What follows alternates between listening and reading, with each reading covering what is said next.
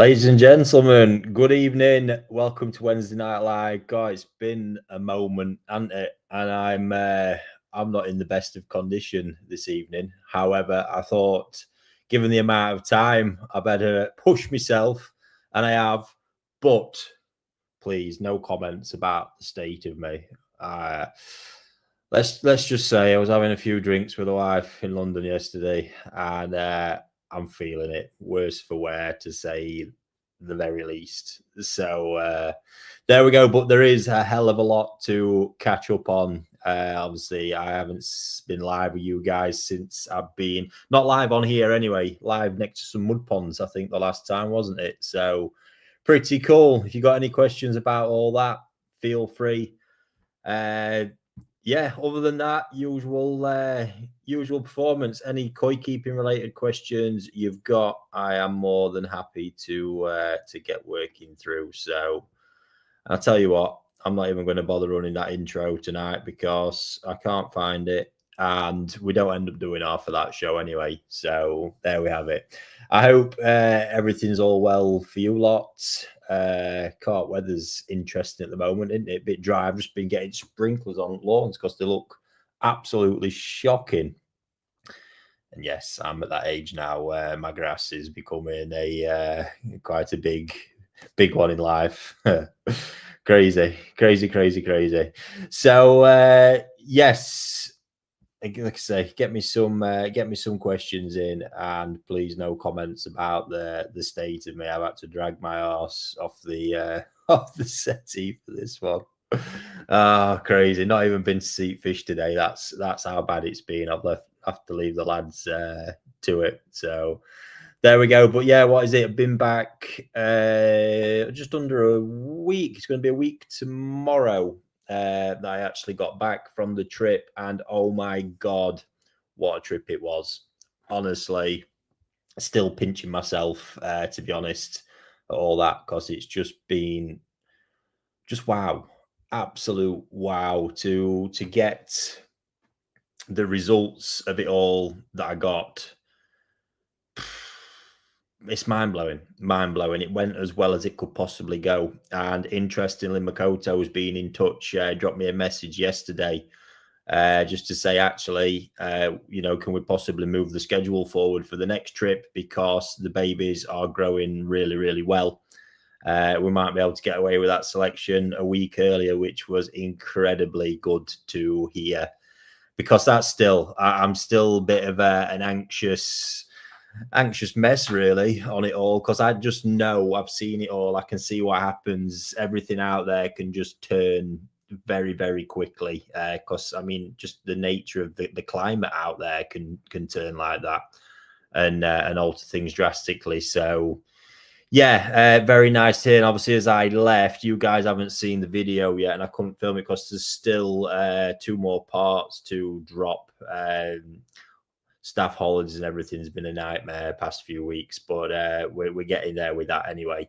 So as they drop, you'll get to see. But I did manage to just start seeing fry coming to the bank as the Daphnia was forming. So they must, I mean, in this past week, and they do, with the water temperatures, it all changes so quickly out there. The rate that they're growing is pretty frightening. So yeah, lots covered in them last 2 videos. I did an actual first selection of Showa with Fujo, which was some nice practice, and then first selection of Kohaku with NND as well. But yeah, just overall mind-blowing. Nice to be able to spend that time, have such willing teachers. They know this is the trajectory and the path now that I want to go down. Fully embrace it. And yeah, it's just filling my head up with every bit they can. And obviously I'm a very willing student. So, and just the other bits, I had a bit of a pinch me moment really, because when you consider like the 3 days I spent with Nogami, that, I mean, that on the world koi keeping world stage, he's such a high level, highly respected guy, and I can just nip round there and get stuck in with the guys for a few days and have him there. I was asking questions about my breeding thing, because I like to get different opinions on stuff. So like discussing the rate of the black fry as I did with him and Makoto, and I let it all go in here, and in the end, you know, make my own conclusions. And yeah, I did have a moment, and I do take this in. It's just like, holy shit, you know, how privileged just to be able to be sat here like this, and how many people in that global scene would love to do it. So, but yeah, it's quite cool. I mean, I've grown up with Chikara around there from the very first homestay, as they call it. My work experience, I did actually spend a couple of nights with Nogami back then. So it's been a long term one. But yeah, it's breeders are different that time of year. When it gets into farming season, they're very different people. I don't know if the pressures, I think the hardest bit for them is the bit where they have to do the business side of it, probably in the selling season. So yeah, crazy. So fingers crossed I get there. We get this next selection. They're not all a pile of shite. I actually got the numbers wrong as well. They seem to think, and it's a very rough guesstimation system, this, that there could have been 20 to 30,000 black fry released into that pond, which is mental. And the pond the shore pond I did with Fujo, they reckon there's maybe 30 to 40,000 in. And we actually put in the region of 2 to 3,000 back. That was it. You know, brutal as that. First, I keep saying first, it's the first proper selection when they look like fish. Obviously with Showa, technically it's second, because we do that Kuroku Senbetsu first. So but at that point already, it's just roughly that 10% bum. And then they were actually planning, they said it could be only 2 to 3 weeks before they select that pond I did again. And at that, no doubt at that point, it's going to be another massive whack of fish gone out of there as well, which is, I think, hopefully throughout the video series of me covering my journey with it and the other bits that kind of coincide, you're really going to get to see why koi, especially at high level breeders, command the prices that they do, because it's amazing. All these numbers, you know, there was potentially a couple of 100,000 fish there come off of my Showa for a first amount as babies. And then instantly we're down to that tiny amount, just picking the black ones out. And then we're going to go down, you know. I think best case, absolute best case, there'll be 200 fish left at the end of it. We're going to have to see what they're like at that point. And that won't even be 200 tatigoi. That'll be 200 fish. And if you can look at 10%, more than likely that 10% is what's going to be the tatigoi level fish. So, yeah. But that's koi breeding in Japan, you know, especially with that big quality focused breeders.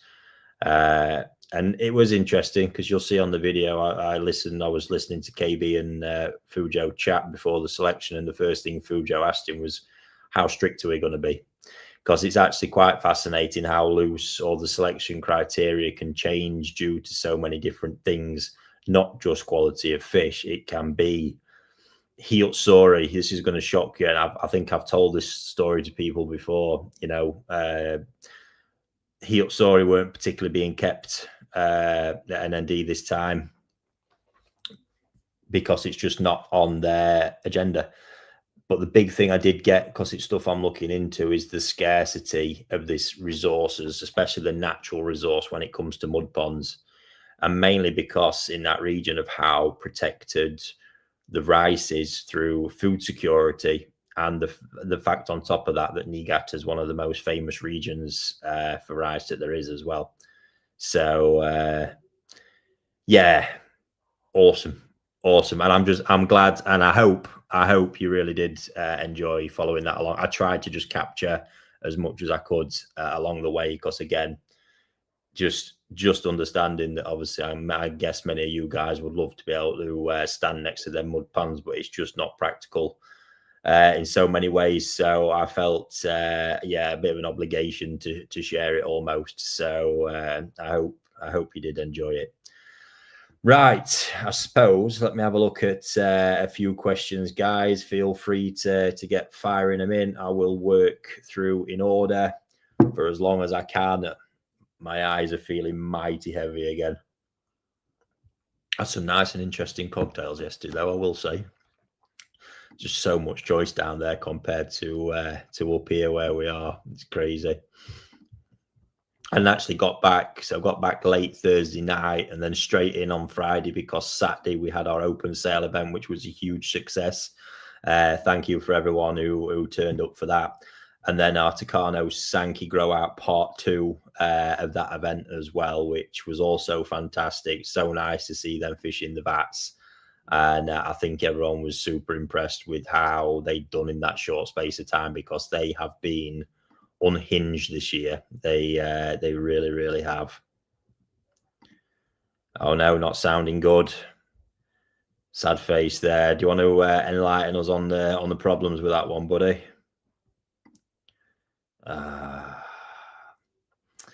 It is just a direct. Oh, there was actually an interesting one on the train back yesterday. Sat next to a couple of guys, and yeah, one of them was. I mean, I just wanted him to shut up, but some guy just sat quietly next to him in a nice suit.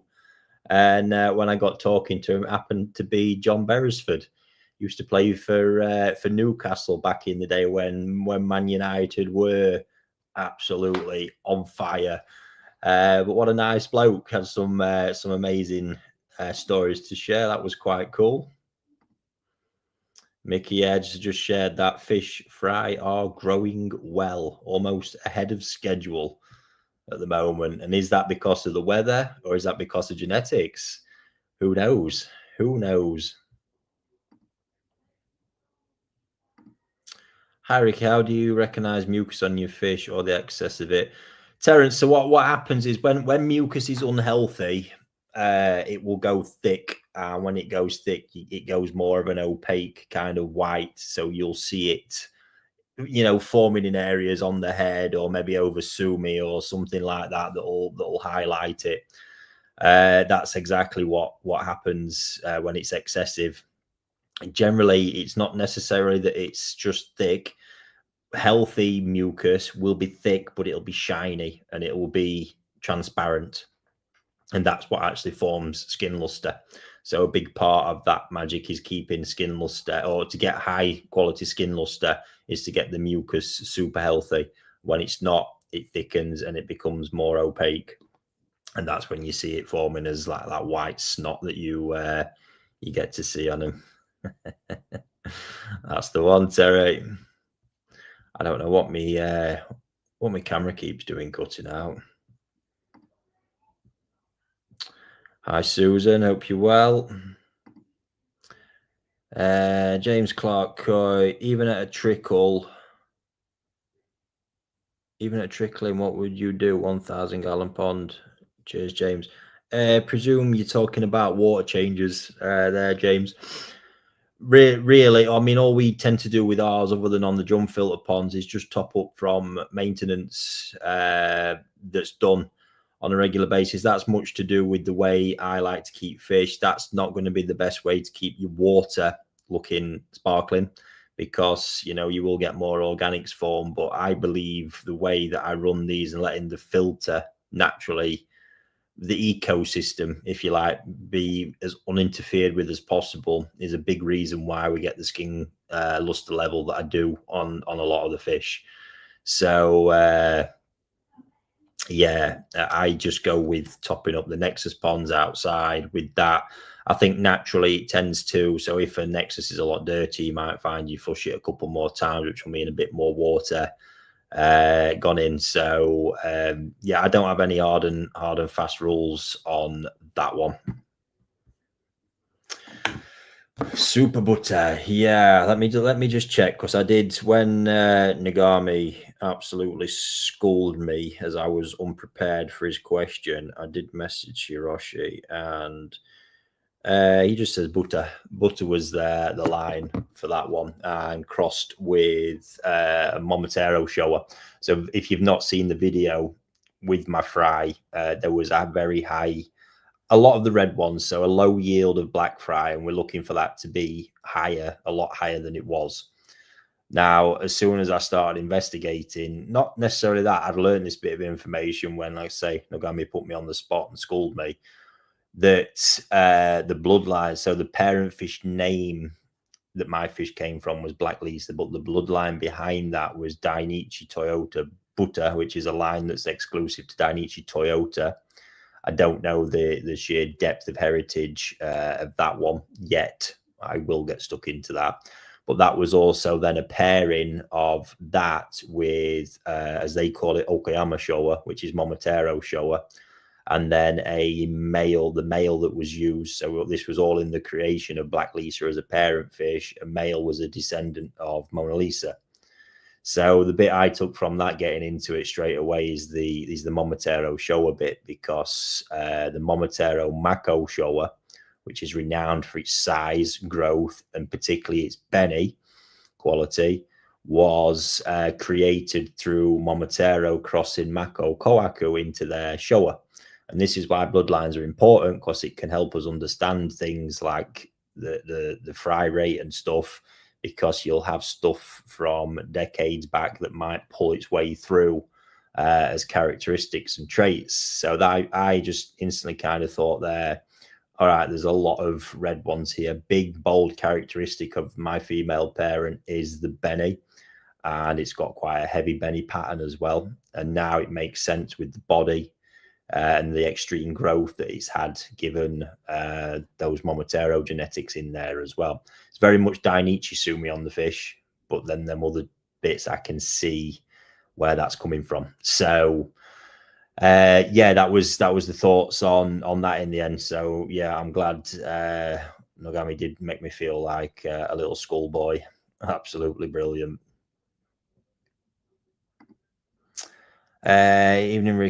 Evening all. Ricky, is there any reason not to feed koi during the night for growth? No reason whatsoever. But remember, koi still need to rest. And in the case of mine, I feed so heavily throughout the day, I like the ponds to have some time to recuperate as well.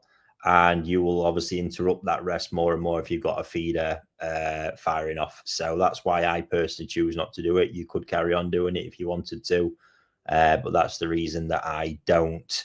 I kind of see, when we've had some late nights with shipments, I see where the water gets to by that late evening, when the kind of food stopped and they start clearing out, and then you see the difference in it by the morning as well. So yeah, some rest in there I do believe is important, especially when it's being done in an intense way as well. Rob, I have two small Ogata Kohaku which completely lost their heat during treatment for white spot and flukes. Parasites all eradicated. All koi are happy. Does he ever recover after stress? Yeah, it can be a trigger to it with that one. So stress, color loss, certainly with Sumi as well. It can be a really, really bad one with Sumi. It depends if it's just faded off or it's gone. Typically with beni, when it's gone, it's gone. It's very hard for it to recover. You can get sometimes on the head. Now I had, if you've seen it in one of my videos, I had a top Sakai Kohaku I've still got that's during some treatment actually scratched a big chunk of color off. Absolutely devastating. Now so far it's actually 80% recovered. The bit that's worrying me is it seems to be struggling to close in on the center, and I bet you now that's the bit it's going to absolutely kill me. But yes, generally if it's color loss like that, no, recovery is not likely. Hi Ricky, man's tuning from Turkey. Will you try to breed multiple fish next year? Yes, Luke. I mean, you know, I'm these days more and more keep a few things closer to my chest, but I am hooked on this big time. Logistically, there's a lot that's got to happen. If it can happen, yes, I would love to, because I've got the fish. That's the point. I've actually got 3 or 4 pieces individually that would be prime and ready to go for it as well. What I also do lack, believe it or not, certainly in Japan, is any male fish. I've only actually got one that's got my name on it, a piece at NND, which I am very keen on and will potentially look to possibly pair with Miss Toyota next year. So let's wait and see. But yeah, a lot got to happen. It's not straightforward. It's all on the other side of the world. I've got a very busy company here that, since the kind of switch over to what we're doing, is also we're ironing out problems continuously still as we're building up new systems. So Yeah, plenty going on, mate, and obviously don't want to get to a point where one is coming at the cost of the other either. So as much as I want to be doing as many as possible, let's just wait and see. But yeah, hooked, absolutely hooked. Anthony, do you have any experience with K plus floating media? No, I don't. I recently upgraded my biochamber. Oh, sorry, K plus float. I thought you meant the sinking then. That's me, hungover brain. I recently upgraded my biochamber and added K plus to existing K1 micro mature media, expecting the K plus to mature faster, but still ammonia readings. Yeah. So is this a new pond, Anthony? I know you've got mature media, but I don't know the circumstances around it. K plus is said to mature media. I've actually got 6 bags of it in my shed that I bought to have a play around with it. That's never actually managed to make its way in there. I think they've been in there for like 2 years now. It's ridiculous. It is still on the list to do as well, amongst other things. So, yeah, I don't know the circumstance around it, but if it's a new pond, ultimately it's still going to take time, because the problem is in systems. Yes, most of your biofilm is concentrated on in your filter a lot, but don't forget, pond walls, internals of pipe work, every surface in there is producing biofilm and playing its part in some way. You just get a bigger concentration in your filter where you're passing the water through. So, and they all naturally, even with mature media, will go through the spikes. It's just how long the spikes go on for and how bad they get with mature media. You expect to kind of level it out a bit more and let it not go as extreme. Seems to be a lot of white spot around at the moment. Yeah, interesting one that I've not. Crikey, long time since I encountered it, and when it did, I can't remember if it was 2-3 years ago. It caught me out a little bit as well because it's not been around for so long. But I mean, be aware of that because it's one of the very aggressive fish parasites. White spot Costia chilodenella can do a lot of damage in a very short space of time. So be absolutely aware of that. Oh, Anthony, 3 weeks in on a new pond, I take it. Yeah, you've just buckle in, mate. Buckle in, because I think part of the problem is still there. New system. It still needs time, but likely the mature media you've got will just be maybe helping to not let it go as wild as it might have done. Lee, yes, not sure, buddy. I think video wise, I'm hoping we get the last 2 up for the weekend, fingers crossed, and then move on from there. I'll hopefully get some new bits shot at the farm over the next couple of days as well. And then the big one, we've actually finally got our direct fiber to property installed up at the farm now, which is awesome. Absolutely. I think we've got 900 meg download now and nearly 100 up, which is just mind-blowing from where we was. And we just need to get the system installed to actually get it routed around all the fish houses, which is then I think I would love to start doing more live stuff on the channel. Not 100% sure what and in what format. There's, with a connection like that, it opens up loads of possibilities. I've even been looking into platforms where we can try and stream 4K as well.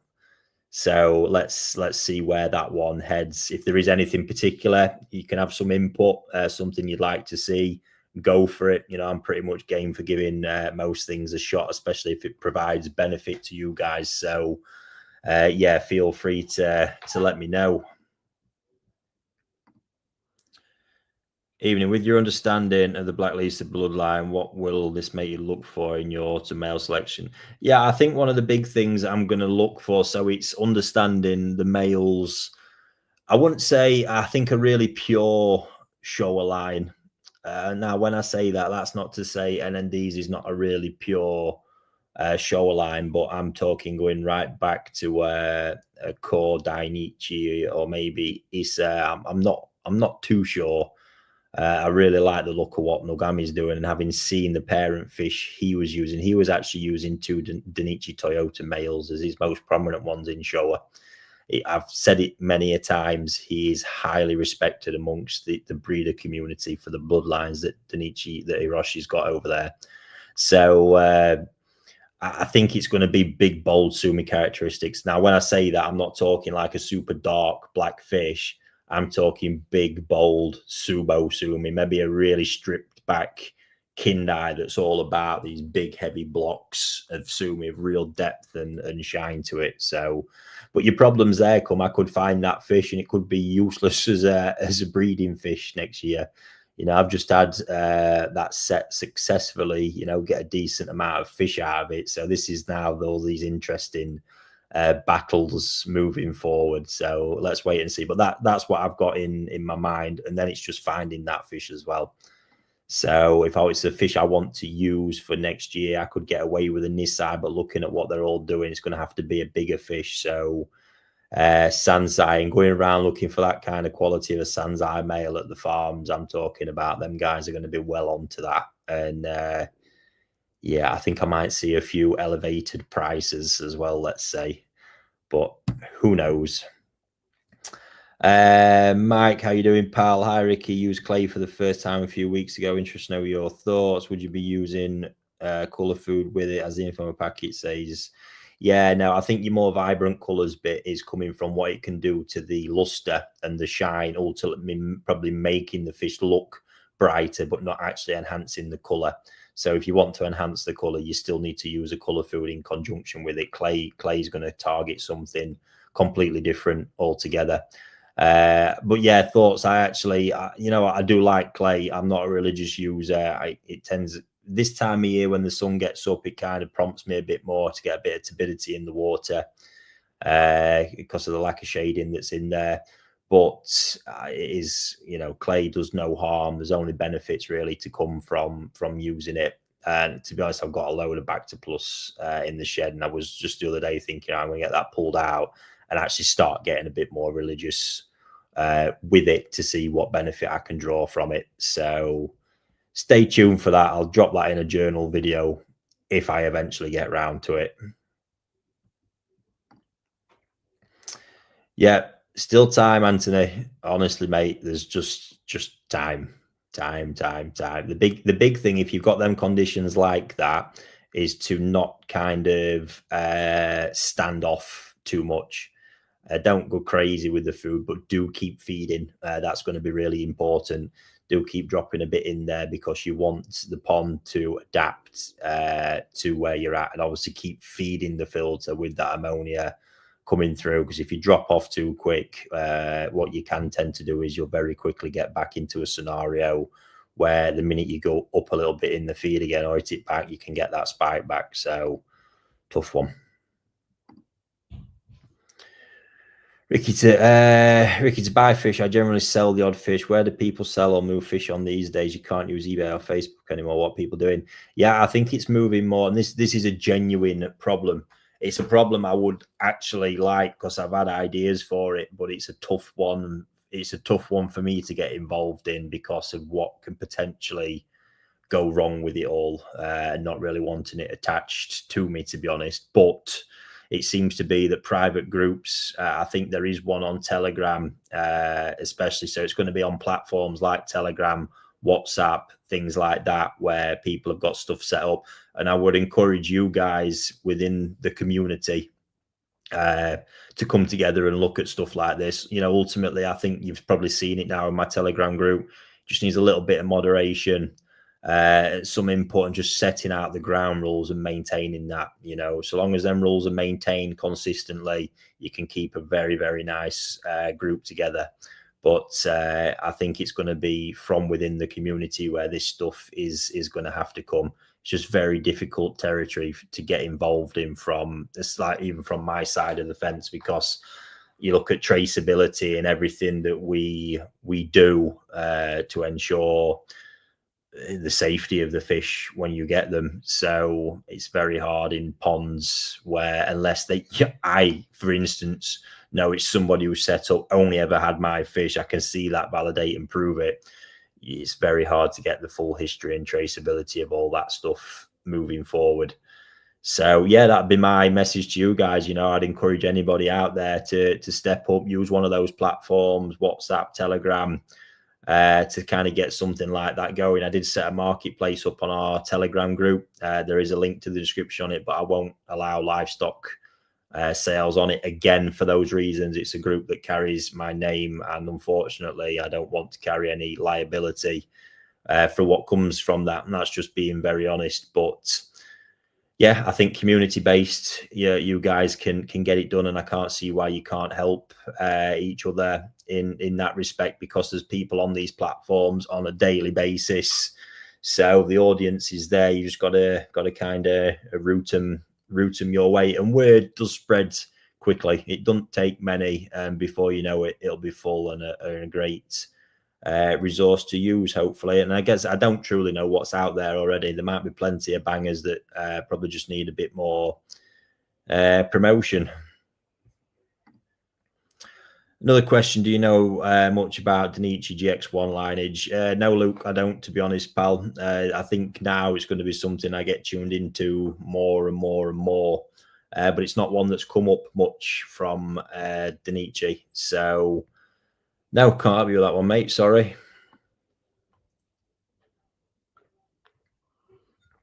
And just obviously remember as well, the big thing there is, like I got caught out, GX1 might actually just be the particular parent fish name at that moment. As Black Lisa was. Ultimately, Black Lisa can become a Danichi Toyota bloodline over time.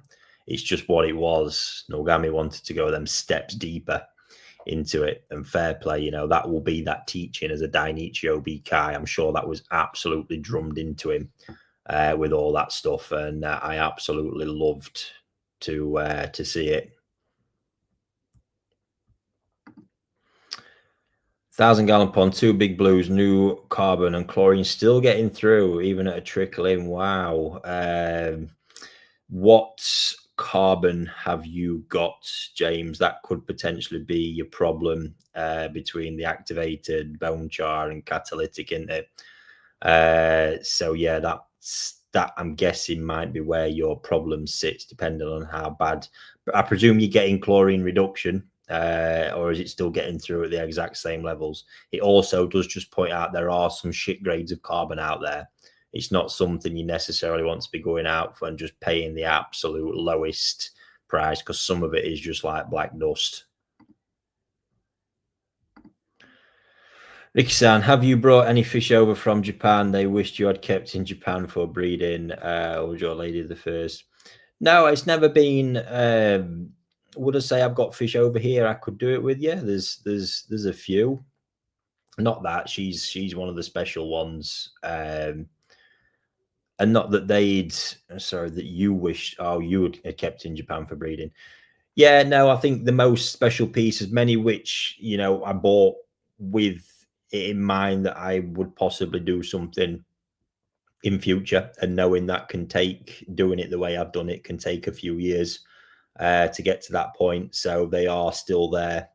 And yeah, I'd love to get them, you know, in the right place to start making it happen now and seeing what comes of them, because a lot of them are fish that and I'm not derog, I know most of you have seen the shower, and she's phenomenal, but from a pattern perspective, she's not right up there, technically superb. And that goes for probably a few of the other fish that I've got, you know, technically huge characteristics, big bold characteristics that I'd like to see.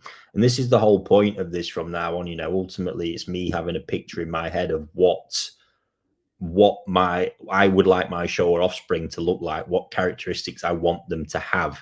I need to have that picture to then reverse engineer back to try and find the parent fish with the qualities. And from each of these spawnings, can I hopefully get, you know, a male fish with those characteristics I can use, or the next generation female fish? There's all this now that's, yeah, opening up these possibilities. And it, like I say, it's just getting the juices flowing for me big time, because this is that real deep stuff that I'm venturing into, and it's going to be a lot of fun.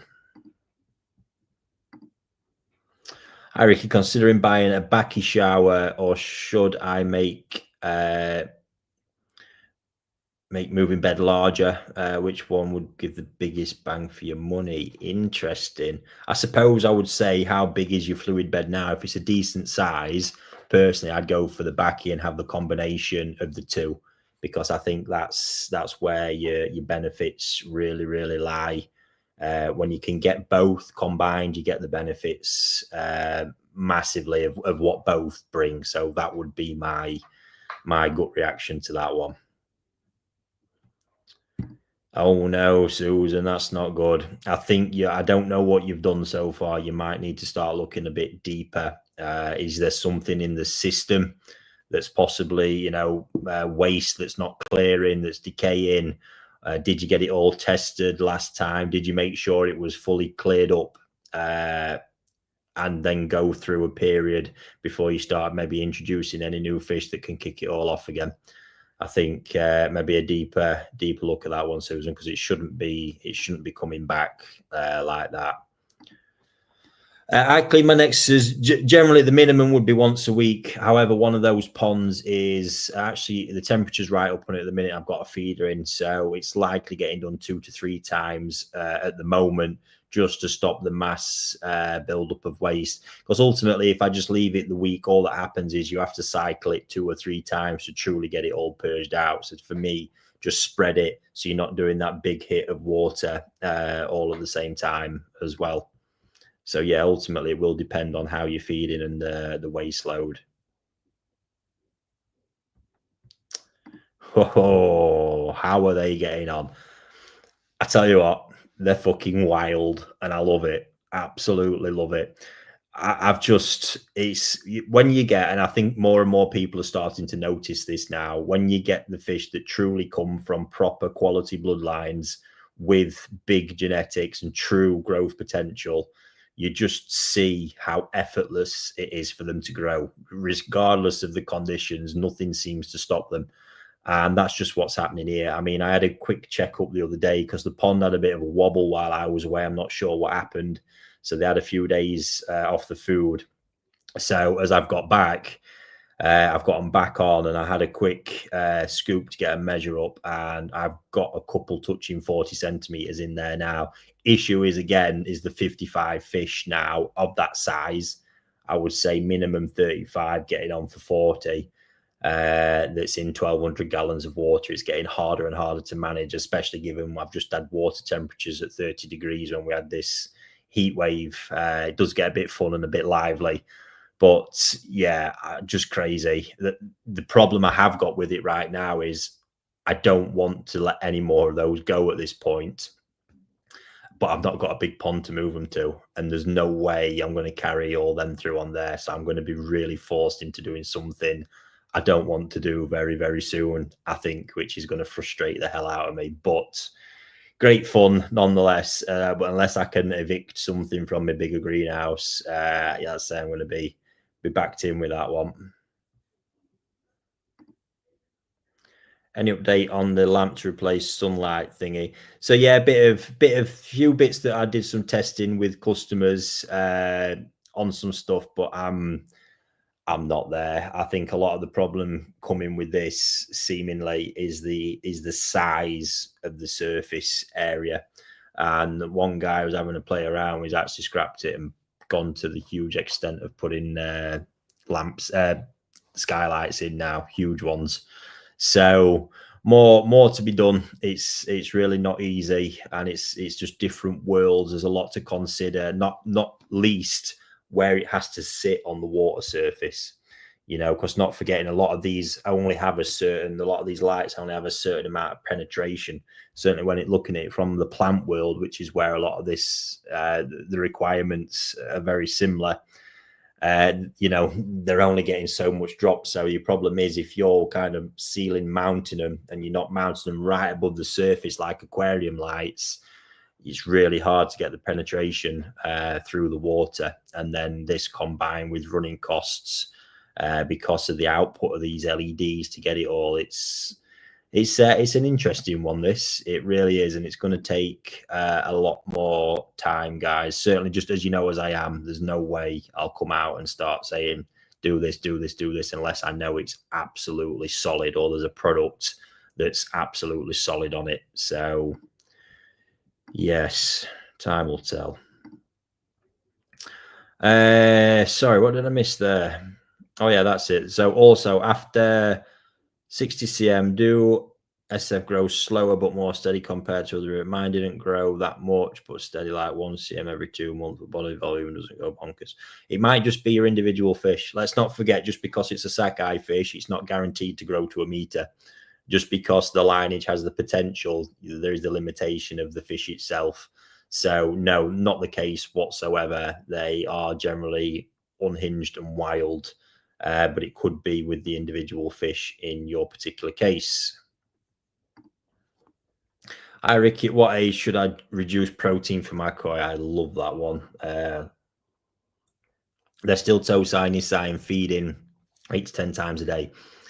Never. I mean, I haven't seen a Saki growth. I carry on using it right through, with bigger fish. So I don't know where all that comes from. There probably is some science overall that might say it's worth reducing. There's loads of all that kind of shit and waffle around.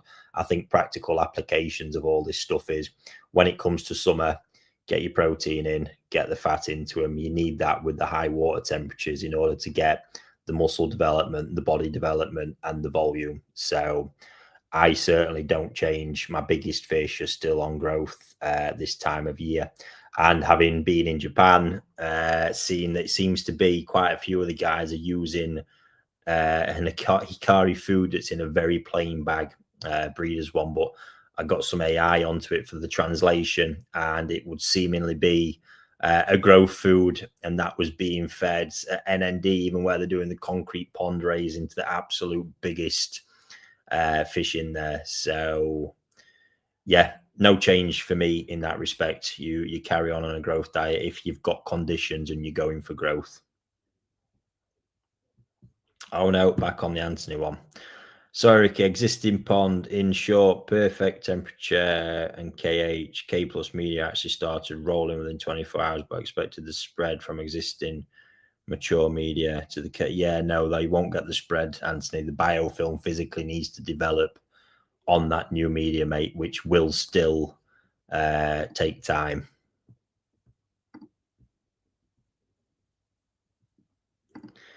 Yes. The documentary, Dave, super close, mate. I actually had the finished files with me while I was away, but didn't get a chance to review them. They're just a few text titles and bits.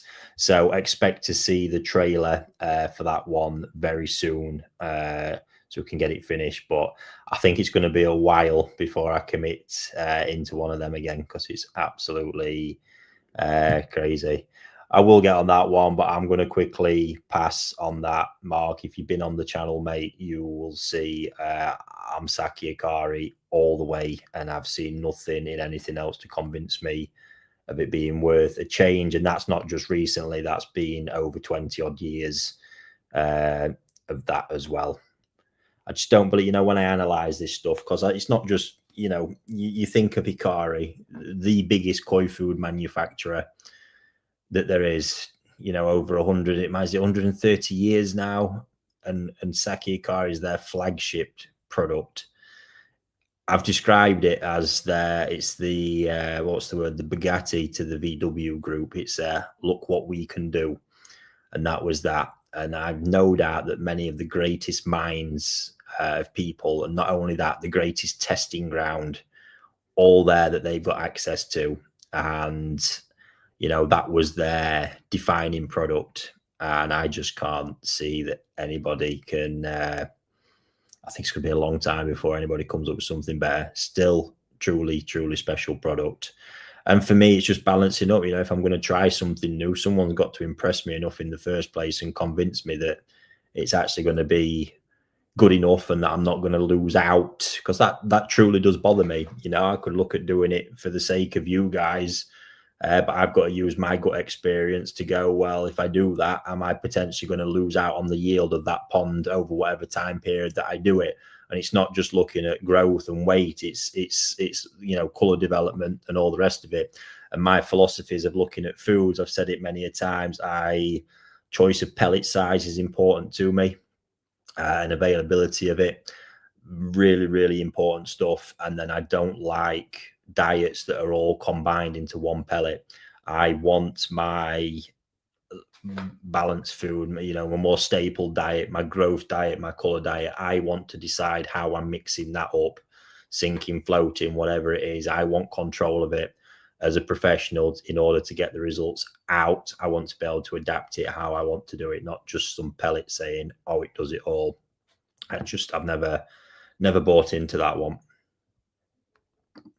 Susan's got it right, look. And don't forget, we are on the 10K subscriber climb still, and in the description is a link to join my mailing list and text messaging list to get yourself in for the mega prize draw that we're doing. As soon as the channel hits 10K, I've got the biggest bundle of prizes that I'm going to be giving away to people who are in the mailing list and the text messaging list. You'll get one entry for being in mailing and another one if you decide to join the text messaging list as well. So there's a link in the description for that.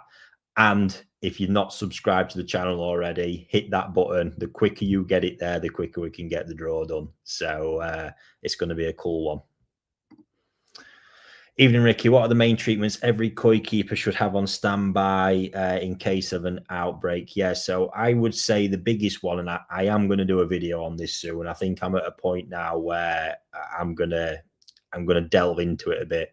Potassium permanganate, I think, is just the biggest one. You can fix so many problems with it. Superb treatment, does come with its risks. And that's what I'm really going to get stuck into, because I think just more education around it will hopefully help people and actually avoid mistakes being made.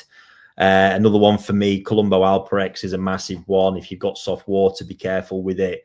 But overall, an absolutely fantastic treatment. And then something malachite and formalin based for me, it'd be Colombo FMC 50 as well. And then generally a fluke treatment that would be flubendazole based or praziquantel based. There's different ones out there, but that should pretty much cover off most things. And generally some salt and a tester I would recommend having as well. I think for most hobbyist ponds, it'll be one you use the least, but I think still quite handy to have.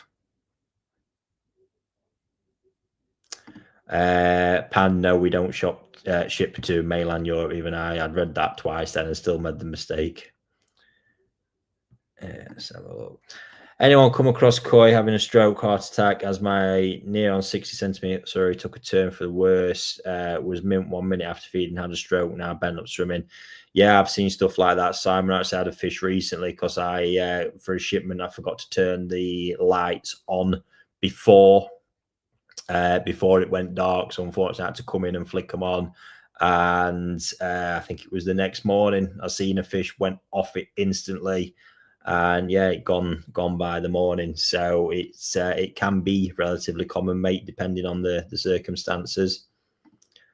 Meant to ask, when's the next open day? We are discussing that at the moment, so news on that one soon, but we're going to try and get something in every month now. So let's wait and see.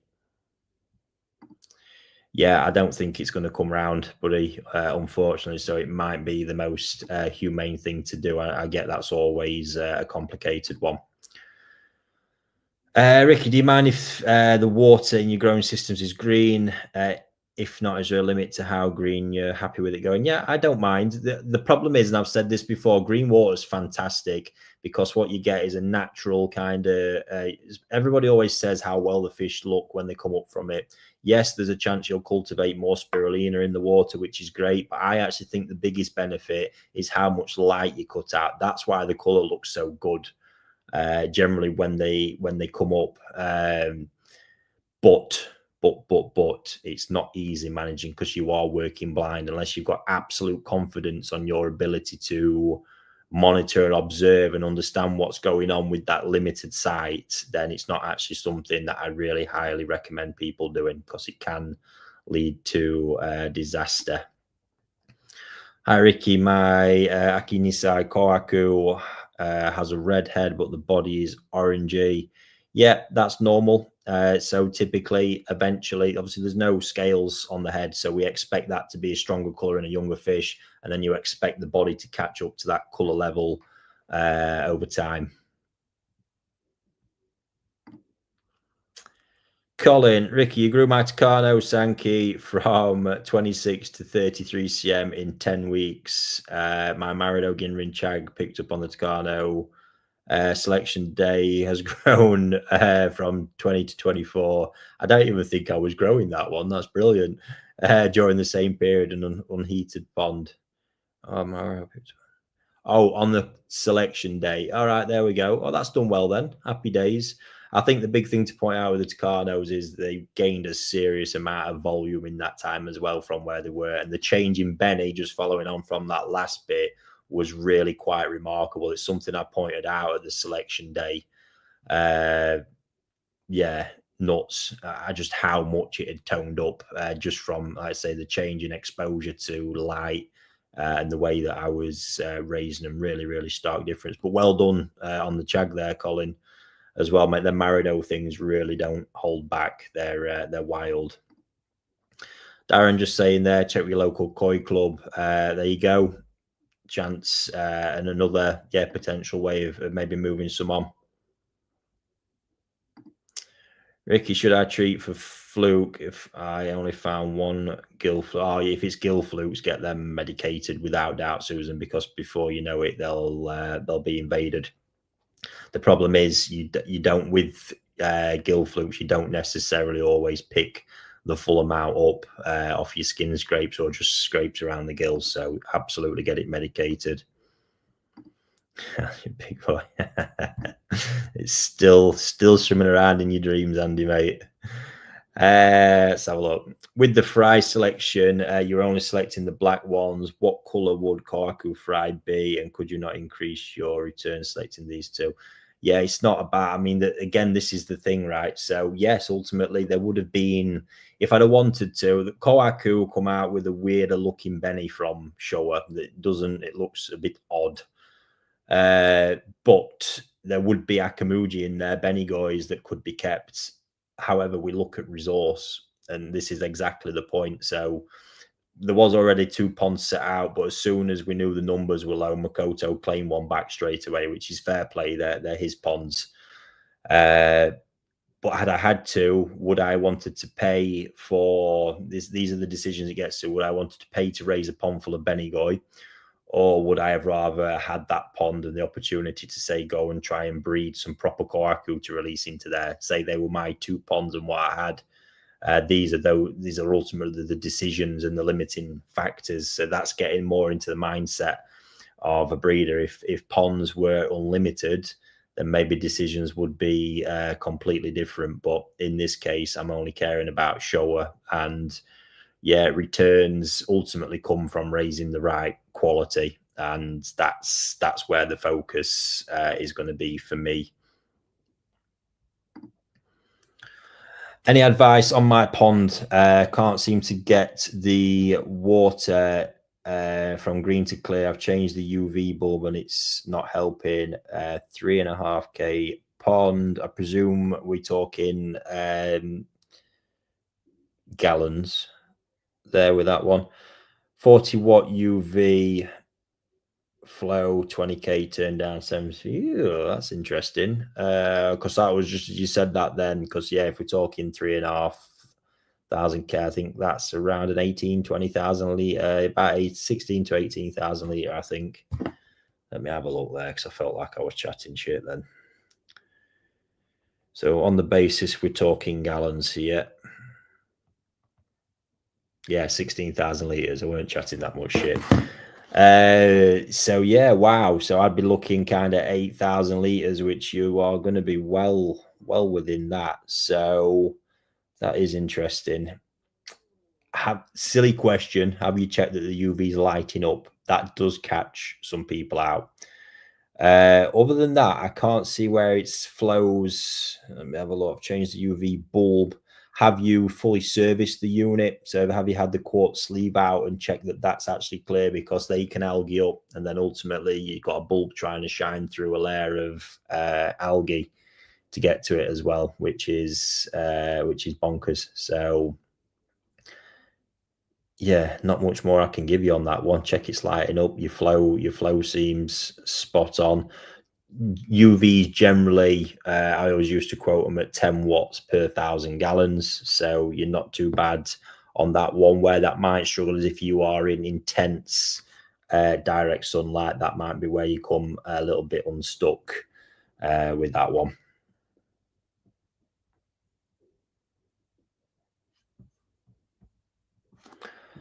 Oh, I'm flagging now. I'm not surprised. 55 minutes in, I don't feel like I've took a breath.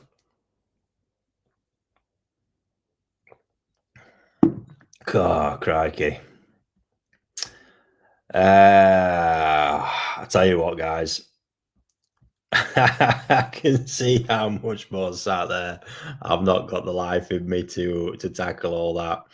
I appreciate you firing all that stuff in.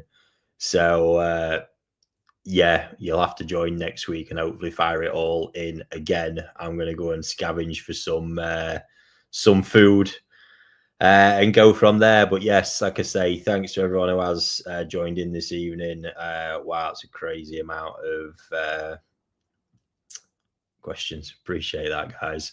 But oh God, I hope I get a good night's sleep. I've got a list as long as my arm to get stuck into tomorrow, and this heat's not helping. There we go. But yeah, stay tuned for more. Like I say, plenty coming for the channel. I'm going to come see what we can come up with from a live perspective. I think I kind of pigeonholed myself a little bit with this Wednesday night live thing. It kind of initial idea was there, but then I think it takes away from the spontaneity of it a little bit as well, which is what I'd kind of like to get back to. I think just the ability to, now we've got the connections everywhere, just kind of flick on and roll with something, or live videos from the fish houses. So yes, let's wait and see. And it might be a bit of a U-turn on the Wednesday night live, because I've got to say it's pretty much just turned into a question time show again anyway. So maybe we just pick that back up with that. Who knows? But as ever, thank you for tuning in. Thank you for supporting. And I will, yeah, make sure we're back next week. Enjoy the rest of your evening, guys.